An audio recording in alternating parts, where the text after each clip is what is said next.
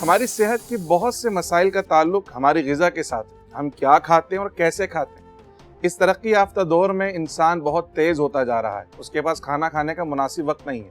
चलते हुए खाना खा रहे हैं, ड्राइविंग करते हुए खाना खा रहे हैं, ऑफिस टेबल पर बैठे हुए काम करने के दौरान खाना खा रहे हो, बस जल्दी जल्दी खाना ख़त्म करने की फ़िक्र है। ये तरीक़ा हमारी सेहत के लिए इंतहाई ख़तरनाक है। प्यारे आका सल्लल्लाहु अलैहि वसल्लम की सुन्नत क्या है? आप सल्लल्लाहु अलैहि वसल्लम की सुन्नत और आपका फरमान, छोटे छोटे लुक़मे खाइए और खूब चबा कर ग़िज़ा को नरम कर कर खाइए। इससे मैदे के लिए ग़िज़ा को हज़म करना आसान हो जाता है। जब हम बड़े बड़े निवाले खाते हैं, उसका सबसे बड़ा नुकसान ये है कि वो निवाला हमारी सांस की नाली में अटक सकता है, जिससे सांस लेने में ना सिर्फ दुश्वारी बल्कि कभी कभी तो मौत भी वाक़ई हो सकती है। इसी तरह जब बहुत बड़ा निवाला खाया जाता है तो उससे ग़िज़ा की नाली के साथ साथ मैदे पर बहुत बुरा असर पड़ता है। निज़ाम हाज़मा ख़राब हो जाता है, कब्ज़ की शिकायत हो जाती है, पाइल्स की बीमारी हो जाती है और मुख्तलिफ किस्म के अमराज सिर्फ इस एक छोटी सी गफलत की वजह से हम इसका शिकार हो सकते हैं। इसलिए आइए प्यारे आका सल्लल्लाहु अलैहि वसल्लम की सुन्नत को अपनाइए, निवाले छोटे और खूब चबा चबा कर खाइए ताकि ग़िज़ा हज़म भी हो और हमारे जिस्म को इससे तवानाई भी मैसर आए। प्यारे आका सल्लल्लाहु अलैहि वसल्लम की सुन्नत हमारी सेहत की ज़ामिन भी है और अल्लाह के क़ुर्ब का ज़रिया भी है। प्यारे आका सल्लल्लाहु अलैहि वसल्लम की सुन्नत को इख्तियार करने से आपको जो फ़वाइद, समरात और बरक़ात हासिल हों, उससे मैं ज़रूर आगाह कीजिए। देखिए, चबा चबा के जो खाने की है ना, इसकी बड़ी अहमियत है।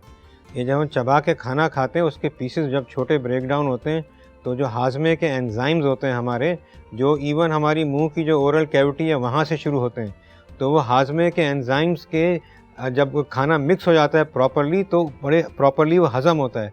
दूसरा, जो एल्डरली लोग होते हैं, अगर वो खाने को, यानी एल्डरली से मतलब है जो ज़्यादा उम्र वाले लोग हज़रात हैं, अगर वो खाने को ठीक से नहीं चबाते तो बाद दफ़ा बड़े पीसेस जो हैं वो जब खाने की नाली से निकल रहे होते हैं तो फेफड़े में चले जाते हैं। उससे फिर एक बीमारी कहलाती है एस्पायरेशन निमोनिया हो जाता है उससे। इसके अलावा अगर आप खाने को प्रॉपरली चबा के भेजते हैं तो ये जब नीचे जाके मैदे में जाता है तो वहाँ पे हाइड्रोक्लोरिक एसिड होता है, तो वो इसको ब्रेक डाउन करता है, तो छोटे पीसेस को ब्रेक डाउन करना बड़ा आसान होता है।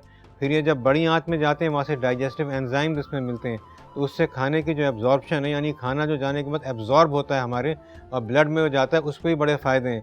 इसके अलावा अगर इन चीज़ों का प्रॉपरली फॉलो करें तो एक फ़ाइबर बन जाता है उसको प्रॉपरली खाने के बाद, उसकी वजह से कब्ज़ नहीं होता। तो ये सारे फ़ायदे जो अभी हम इतनी रिसर्च के बाद बता रहे हैं, ये सब हुज़ूर ने उस ज़माने में, अल्लाह का शुक्र है, अपनी रूहानी क़ुव्वत से बता चुके थे वो सारी चीज़ें। तो इन चीज़ों पे अमल करना, छोटी छोटी बातें मगर बहुत दूर तक जाती हैं ये, और इनका फ़ायदा जो है वो आदमी को शुरू में ना महसूस होता हो मगर आगे जाके पूरी इनकी जनरल हेल्थ है उसमें काम आता है।